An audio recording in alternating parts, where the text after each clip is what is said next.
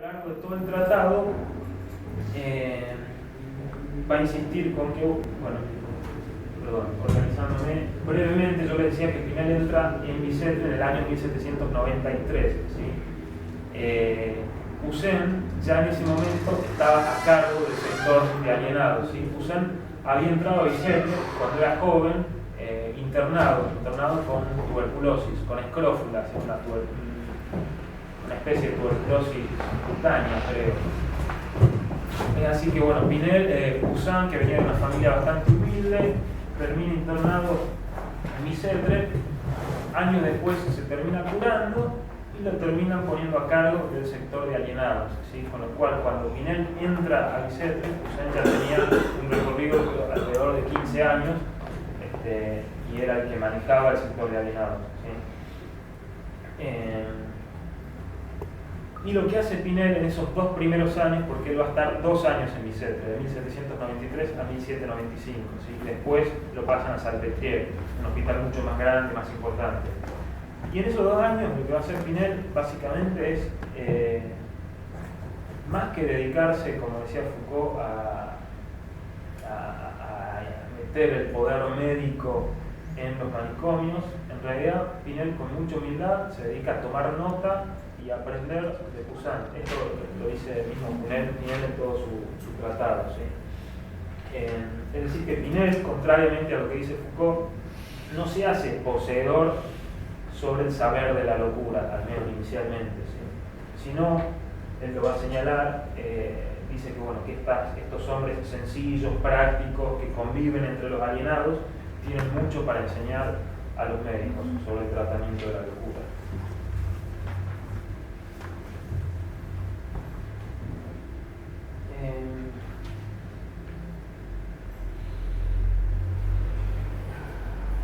Bueno, antes de pasar a un terreno un poco más árido, me había salteado otra parte, pero que es interesantísima, que tiene que ver también con la obra de Gley-Swain y de Gauchet, que esto lo ha desarrollado más de Gauchet, volviendo a esta idea de la locura como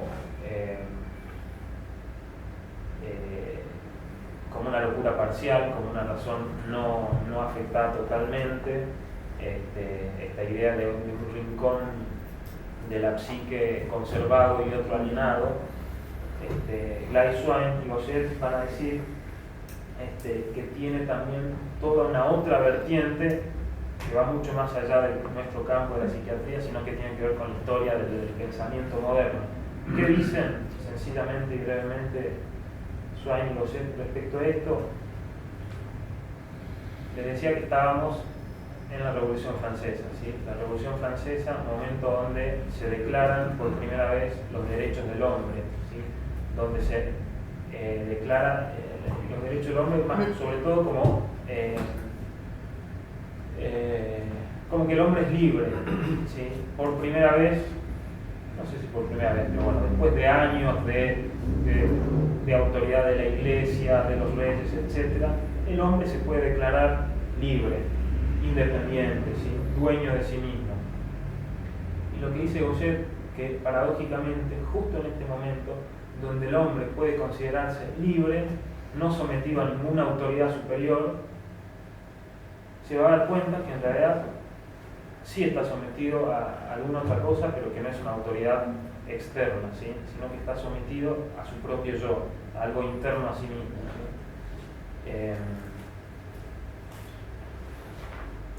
Que en la obra de Pinel y en la locura tiene que ver con las pasiones, y que bueno, 100 años después, esto obviamente sabemos dónde termina esto, ¿no? Acá se está viendo el compañero, pero tiene que ver con la idea del inconsciente, quizá estirando y anacronizando un poco la cuestión, pero lo que dice básicamente Gauchet es que de ahí, de alguna manera, empiezan a ser no la idea del inconsciente freudiano, pero sino esta noción del hombre de que la conciencia no es autónoma, ¿sí? De que la conciencia no somos totalmente libres, que estamos sometidos a fuerzas oscuras que no podemos manejar. Y esto se ve en su extremo más palmario en la locura. Esto es lo que va a ver Foucault, ¿sí? En la locura es mucho más fácil verlo que quizá en las neurosis, ¿sí? Todos estamos sometidos a fuerzas oscuras internas, tanto los locos como los neuróticos, esto lo va a decir Freud, pero bueno, en la locura se ve mucho más fácil y de alguna manera esto lo va a ver la historia de la psiquiatría también 100 años después con la invención de la esquizofrenia, ¿sí? Con el concepto de Spaltung. Acá el año pasado Andrés dio una clase sobre las distintas versiones de la división de la Spaltung en la locura, ¿sí? La selección en Wernicke, la Spaltung y la discordancia, sí, la discordancia en Jaslan, la disgregación en Ballet, etc.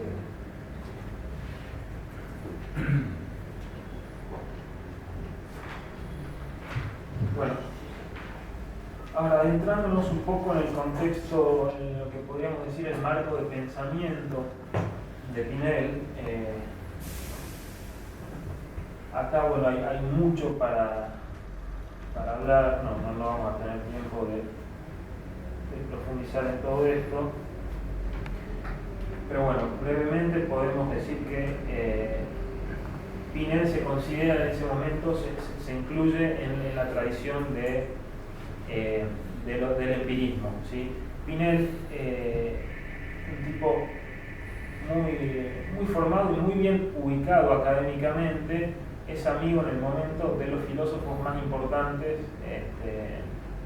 de la Revolución Francesa, ¿sí? Era un grupo de filósofos que se hacían llamar los ideólogos, ¿sí? Ideólogos ¿por qué ideólogos? Porque ellos consideraban que la filosofía que había que hacer en esa época era una ciencia de la ideología, ¿sí? Pero la ideología de las ideas, perdón, una ciencia de las ideas, o sea, más cercano podríamos pensar a una cierta idea de psicología, pero con estas características, ¿sí? Ellos se ubican en la tradición del empirismo. Bueno, como buenos chauvinistas que son los franceses, siempre ellos no se van a llamar empiristas porque los empiristas eran ingleses, escoceses, ellos se llaman ideólogos o sensualistas, pero siguen en la tradición del empirismo. ¿Qué es el empirismo? Brevemente, la idea de que el conocimiento viene de la experiencia, ¿sí? Y no de la razón, ¿sí? Estos franceses de fines del siglo XVIII se oponen fuertemente a la idea cartesiana de que lo que se puede conocer, lo único que se puede conocer con certeza, en primer lugar, es el pensamiento. Bueno, estos filósofos dicen no, el conocimiento no viene del pensamiento, de las ideas, viene en primer lugar de la experiencia, de las percepciones, de las sensaciones, ¿sí? Y las ideas son un efecto secundario de las sensaciones, por eso también se hacían llamar sensualistas. Por otro lado, bueno, Pinel, este grupo de ideólogos son todos discípulos de Condillac. Condillac tiene una frase que Pinel va a utilizar, que es a la hora de empezar a armar las bases de la ciencia moderna. Condillac dice que la ciencia tiene que ser una lengua bien hecha, ¿sí? Para Condillac el lenguaje era mucho más que un medio de comunicación, ¿sí? Condillac decía que si el hombre pensaba es gracias al lenguaje, ¿sí? Y a través del lenguaje. Con lo cual, para entender las ideas, para entender el origen de las ideas, es preciso analizar el lenguaje, ¿sí? Esto lo decía Condillac y esto lo toma Pinel, creo yo, ¿sí? Esto contrasta fuertemente con, si se acuerdan, bueno, en algún momento hablamos también de Kraepelin, de aquella famosa frase de Kraepelin que decía que no entender la lengua de los enfermos es una excelente condición de observación. Bueno, para Pinel no, para entender las ideas de los enfermos hay que analizar el lenguaje de los enfermos, ¿sí?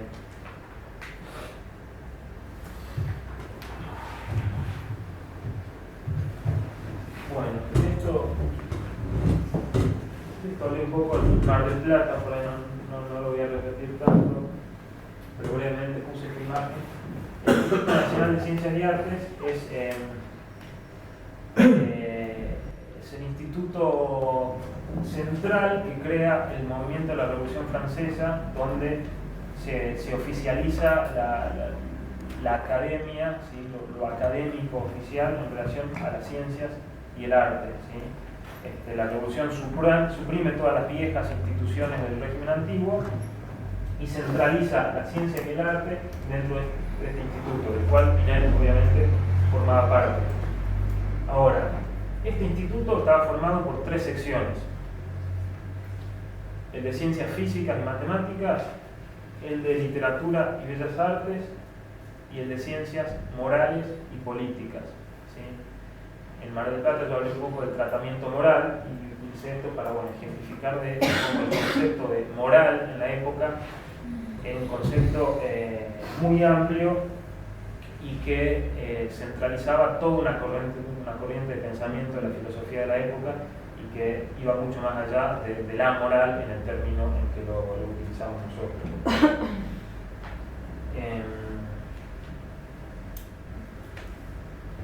Con lo cual, bueno, una primera definición quizá incorrecta o no incorrecta, pero incompleta, que se suele usar para el término moral, era como aquello que se opone a lo físico, ¿sí? Como una especie de sinónimo de psicológico, aunque no es exactamente lo mismo. Pero les decía que estos filósofos franceses no les gustaba Descartes, se oponían al pensamiento cartesiano, porque la idea del cogito cartesiano, de alguna manera para ellos, representaba una especie de metafísica, ¿sí? En cambio estos ilustrados decían, no, bueno, si hay algo que tiene, si podemos hablar en términos de espíritu, de alma, de psique, no nos tenemos que meter ahí, ¿sí? Por eso ellos eligen el término moral, que además de permitirles hablar de alguna manera de lo psíquico, entre comillas, les permite pensar sobre un aspecto del ser humano que no se puede reducir a lo físico, pero sin caer en lo que para estos tipos sean supersticiones metafísicas, espiritualistas, etc. ¿Sí? De hecho, hoy en día, bueno, el concepto de mente también se acercaría un poco a esa idea. ¿Sí? Si uno habla de mente, bueno, existe la filosofía de la mente, no me voy a poner a hablar de eso, pero bueno, se puede ontologizar de alguna manera el concepto de mente. Estos franceses trataban de apartarse de esta cuestión de sustancializar, de ponerle sustancia a la mente. Con lo cual, lo moral también arrastraba otro sesgo más, ¿sí? ¿Qué es este? Puse esta cita, no para, tampoco me puse a leer a Kant, pero sí sirve muy bien esta cita para hacernos pensar sobre esta otra característica de lo moral que tenía para Pinel y para los filósofos de la construcción, ¿sí? Entonces Kant va a separar, dice, dentro de la antropología, él intenta separar lo que él llama el sentido fisiológico o el sentido pragmático. El conocimiento fisiológico del hombre trata de investigar lo que la naturaleza hace del hombre. Podríamos pensar de lo que el hombre padece, ¿sí? En cambio, el pragmático trata de estudiar lo que el hombre, como ser libre, hace, puede hacer y debe hacer, ¿sí? En un sentido, tomando la palabra moral, en un sentido más cercano al de los actos, las costumbres, etc.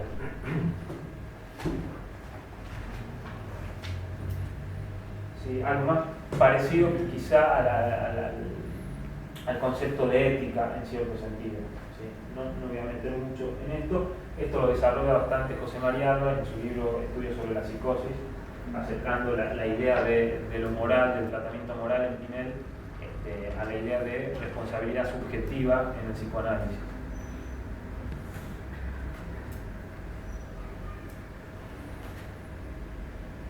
Ahora, por el otro lado, Pinel va a utilizar el término moral, pero manteniéndose al margen y de manera explícita de toda postura moralista, moralizante. Esto también, si uno lee el tratado de Pinel, a lo largo de todo el tratado, él va a insistir en que él se pone a estudiar la moral como las costumbres, como lo que no es físico en los alienados, pero sin ninguna idea de moralidad o de inmoralidad, ¿sí? Contrariamente a lo que estaba ocurriendo, porque va a ocurrir un poco después, paralelamente, en Alemania, ¿sí? Brevemente, no sé si recuerdan, en Alemania, en esa época, esta visión de manual, creo que es muy interesante, había dos grandes grupos de alienistas o de psiquiatras, los psiquistas y los somatistas, ¿sí? Dentro de los psiquistas está Johann Reil, creo que se llama, que es quien acuña el término psiquiatría en el año 1808. Y los franceses no van a utilizar el término psiquiatría sino hasta mucho tiempo después. Y podríamos pensar que deciden no usar el término psiquiatría por esto mismo que les estoy diciendo, porque psique en ese momento implicaba para ellos una idea más cercana a la de espíritu, de alma, ¿sí? De mente también. Psiquiatría para los alemanes era el estudio, la medicina del alma, ¿sí? Literalmente. Y es así que los alemanes sí tienen prácticas que podríamos pensar como mucho más moralizantes, más de dar sermones, de enseñar moral a los locos, ¿sí? Y es lo mismo que va a hacer Leuret, que es unos 20, 30 años después, que es un texto que va a utilizar, curiosamente, para denostar fuertemente al tratamiento moral, porque efectivamente Leuret, otro francés, utilizando el concepto de tratamiento moral, sí se va a dedicar a promover prácticas moralistas, sermones. Leuret o Leuret.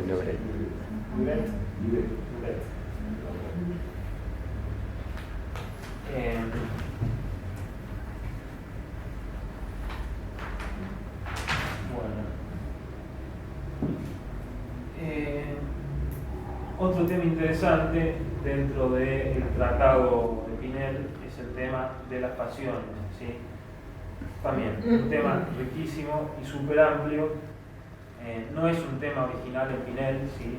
De hecho, bueno, la próxima clase la va a dar Matusevich sobre Crichton, unos años antes, ya hablaba de las pasiones, ¿sí?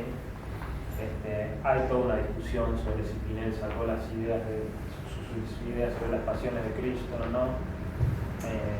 Pero bueno, de eso va a hablar seguramente Matusevich la próxima.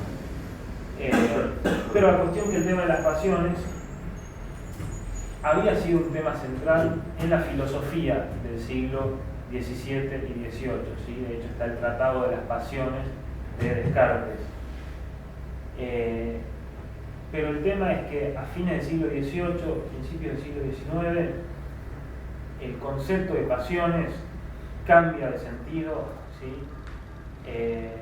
Y va a empezar a ser un tema tomado en un contexto muy diferente, que es el contexto propiamente de la medicina, ¿sí?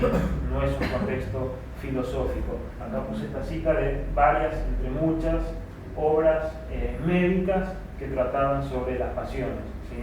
La más conocida, bueno, la de abajo, sobre las pasiones consideradas como causas, síntomas y medios curativos en la enfermedad mental de Quirol. Entonces empieza a hablar de las pasiones, pero en el contexto de la locura sobre todo y del tratamiento de la locura, ¿sí? Y lo novedoso del tema de las pasiones en Pinel, que esto lo desarrolla muy bien Jacques Pillot, un filósofo actual, contemporáneo francés, es que Pinel toma gran parte de su conceptualización sobre las pasiones no de la filosofía de las luces, ni de Descartes, ni de esa época, sino de la filosofía de los estoicos, ¿sí? De la antigüedad.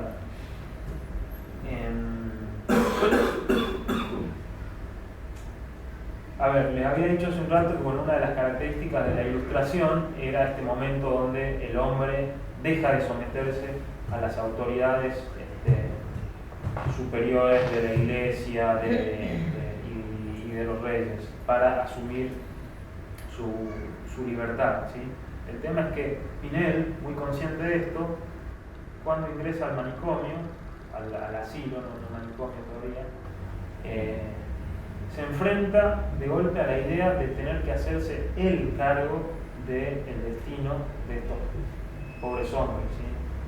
Se enfrenta de golpe a la idea de que la autoridad de alguna manera tiene que ser él frente a estas personas, ¿sí? Es decir, que Pinel es consciente de que de alguna manera tiene que asumir un cierto lugar de dirección moral, tomado en los términos de Pinel, ¿sí? Y bueno, y ahí es donde Pinel, de manera creo yo bastante noble, se pone a leer y a recomendar fuertemente a los estoicos, ¿sí?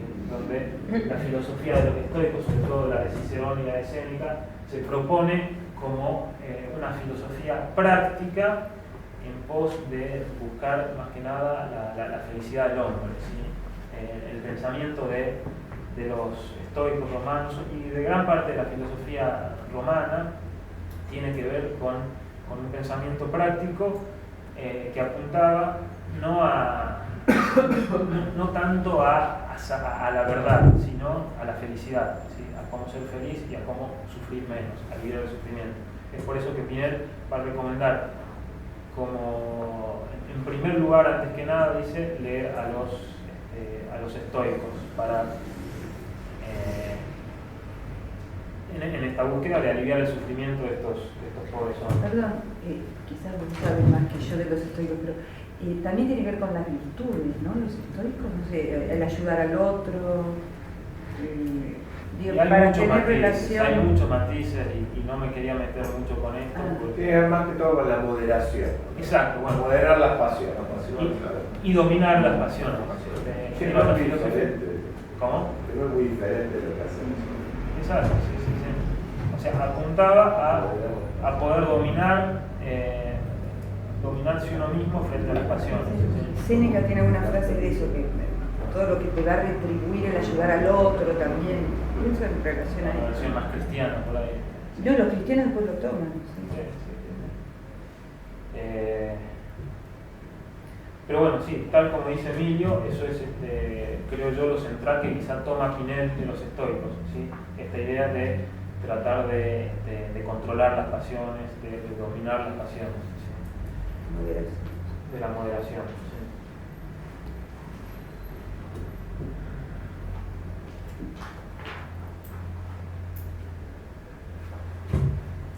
Bueno. Quizá estoy haciendo pantallazos de muchos temas, como les dije, son muchos y después nos podemos detener en algunos, por ahí no terminamos con todo. De hecho estoy haciendo unos saltos temporales. Ahora vamos a volver a la época que pasamos los estoicos, de nuevo al vitalismo, que como ven es del siglo XVIII también, ¿sí? Para terminar después en Hipócrates. Pero bueno, el vitalismo les había dicho que era otra de las grandes influencias en Pinel, ¿sí? ¿Qué era el vitalismo? Brevemente, el vitalismo que se desarrolla en Montpellier, al sur de Francia en esa época, era una corriente de la medicina que se oponía a las explicaciones puramente mecánicas, físicas, químicas, ¿sí? Sobre la enfermedad y sobre la vida, fundamentalmente, ¿sí? Para los vitalistas era necesario admitir otro tipo de fuerza especial que no se podía reducir ni a la física, ni a la química, ni a la mecánica, ¿sí? Una fuerza que era en algún punto oscura e incognoscible, que se podía conocer sí por sus efectos, ¿sí? Que algunos hablaban de fuerza vital, otros de sensibilidad, pero con la prudencia de los franceses, sin caer en cuestiones sobrenaturales, podríamos decir.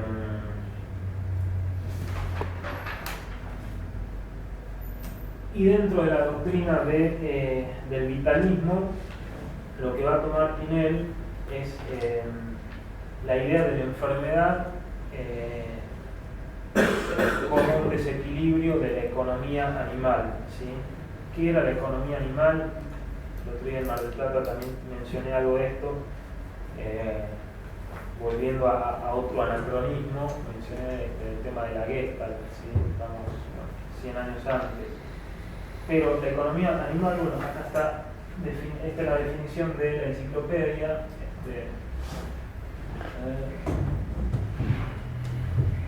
Tenía que ver con el orden, el mecanismo, la totalidad, esto es lo importante, ¿sí?, de las funciones y movimientos que sostienen la vida animal, cuyo ejercicio perfecto constituye el más floreciente estado de salud y cuya mínima perturbación es en sí misma la enfermedad, y finalmente cuya cesación total es lo diametralmente opuesto a la vida, la muerte, ¿sí? La economía animal era lo que si se desequilibraba, si había un desequilibrio, ocurría la enfermedad, ¿sí? Y esta teoría permitía que la enfermedad pueda ser pensada como desequilibrio, ¿sí?, no necesariamente como una lesión orgánica, ¿sí?, y como un desequilibrio susceptible de volver, valga la redundancia, a reequilibrar esa economía, ¿sí? La economía animal se pensaba de manera dinámica como una especie de orden jerárquico en el cual había intercambios dinámicos entre partes jerárquicas de un sistema, ¿sí? Lo podemos pensar casi en un sentido gestáltico. ¿Cuáles eran estas partes jerárquicas, estos centros jerárquicos de la economía para los vitalistas? 3, ¿sí? La cabeza, la zona epigástrica y la piel, ¿sí? Esos eran los 3 centros principales de la economía. A su vez, la economía del animal mismo o del hombre mismo estaba en un intercambio dinámico con el ambiente, ¿sí?, en un ámbito también totalizador, ¿sí? Pero bueno, los 3 centros jerárquicos eran el epigastro, la cabeza y la piel. Ahora, yo les decía que Pinel toma fuertemente la idea de las pasiones, y parte central de las pasiones tiene que ver con que las pasiones pasan para Pinel no tanto por la cabeza, por el cerebro, ¿sí?, sino que tienen su pasaje más importante por el centro epigástrico. Pinel no se va a meter mucho con la cuestión del epigastrio puntualmente, sí va a decir que, bueno, tal autor dice que lo importante del epigastrio es el antro pilórico, tal otro va a hablar del corazón, tal otro del plexo solar, etc. Pero hay algo, dice Pinel, en la zona epigástrica que tiene que ver fuertemente con las pasiones y que tiene un lugar central en la locura, ¿sí?, que puede afectar secundariamente a la cabeza, al cerebro, al entendimiento, pero lo puede afectar o no, ¿sí? Con lo cual, para Pinel, y esto es fundamental, la locura no era principalmente un trastorno del entendimiento, ¿sí? Si pensamos la cabeza para los médicos de la época, la cabeza, el cerebro, era la sede del entendimiento, de la razón. Bueno, para Pinel, la locura no pasaba tanto por la cabeza, podía pasar o no, pero nacía en el epigastrio, que era el lugar de las pasiones.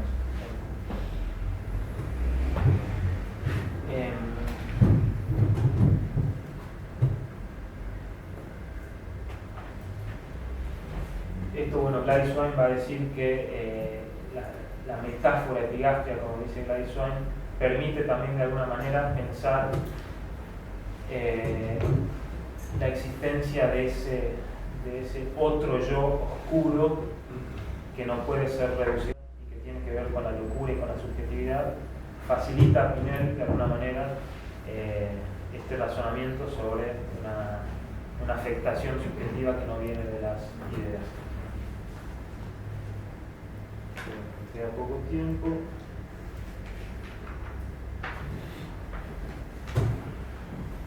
Y brevemente, antes de pasar a ver, bueno, me olvidé de pasar los powers, pero bueno, acá hay varias citas en relación al epigastrio y a las pasiones. Después, si quieren, les puedo pasar el power. Bueno, y por último, creo yo que la influencia central, quizá debería haber hablado al principio de esto, pero creo que la influencia central en Pinel es la de la medicina hipocrática, ¿sí? ¿Por qué la medicina hipocrática? Por muchas cosas, ¿sí? Pero en primer lugar, podríamos decir que Pinel tiene un estilo, el tratado médico-filosófico está escrito en un estilo fuertemente hipocrático. ¿Por qué en un estilo hipocrático?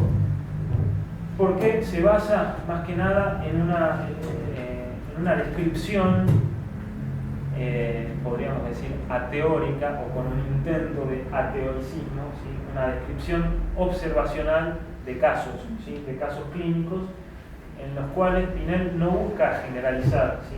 No busca dar explicaciones ni armar grandes sistemas teóricos. A lo que Pinel le interesa es más que nada mostrar casos singulares de distintos pacientes, que era exactamente lo que hacía Hipócrates o lo que se ve en los tratados hipocráticos, ¿sí? Descripciones sin grandes explicaciones causalistas. Las explicaciones más bien causalistas de tipo causa-efecto, ¿sí? Y las definiciones de las enfermedades como entidades casi platónicas van a empezar a ocurrir después de Hipócrates. Esto lo dice también Jacques Pillot.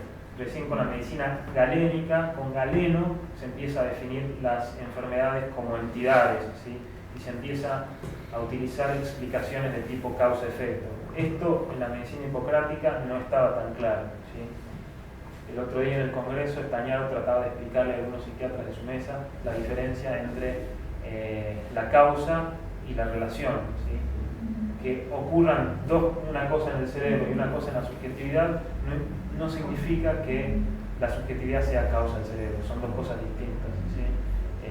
Este es un error lógico muy frecuente que en la psiquiatría de hoy en día lo vemos todo el tiempo, y que Jacques Pillot dice que nace con Galeno, pero que en Hipócrates no, y que en Pinel tampoco, ¿sí? Entonces en Pinel todavía no estaba esta idea por ahí soberbia del hombre moderno de poder explicar todo lo que pasa, ¿sí?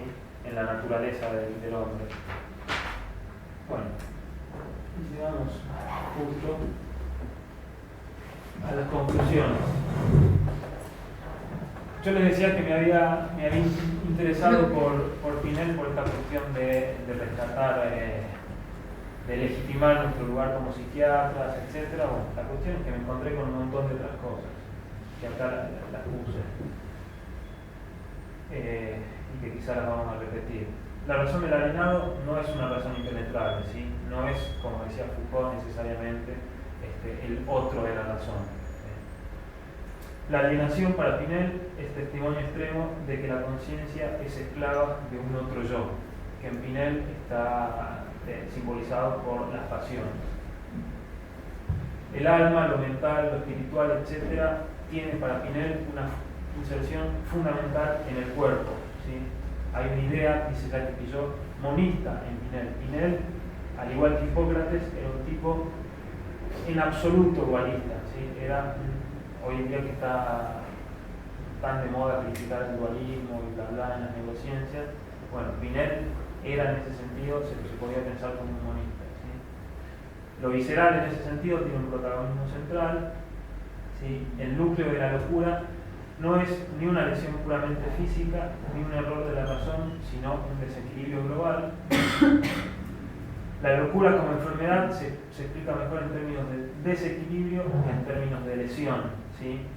Y de hecho se puede pensar también como respuesta autocurativa. No sé si le suena el término, el sintagma respuesta autocurativa, pero esto está en Hipócrates y en Pinel también, ¿sí?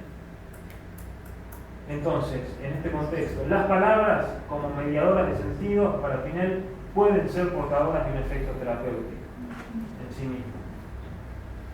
Otro punto es que las nociones de predisposición y de eventos gatillos desencadenantes son más adecuadas que el esquema lineal de tipo causa-efecto, ¿sí? Pinel e Hipócrates hablan de eventos desencadenantes, pero no es lo mismo que hablar de causa. Y el tratamiento de la locura requiere una concepción filosófico-antropológica, ¿sí? Por eso todos los textos de Pinel tratado médico-filosófico, nosografía filosófica, etc. Y bueno, la causa última de la locura para los hombres prudentes como Pinel y la causa última de la enfermedad para hombres como Hipócrates es inconocible. Creo yo, y creo que eso se puede ver tanto en Pinel como en Hipócrates. Bueno.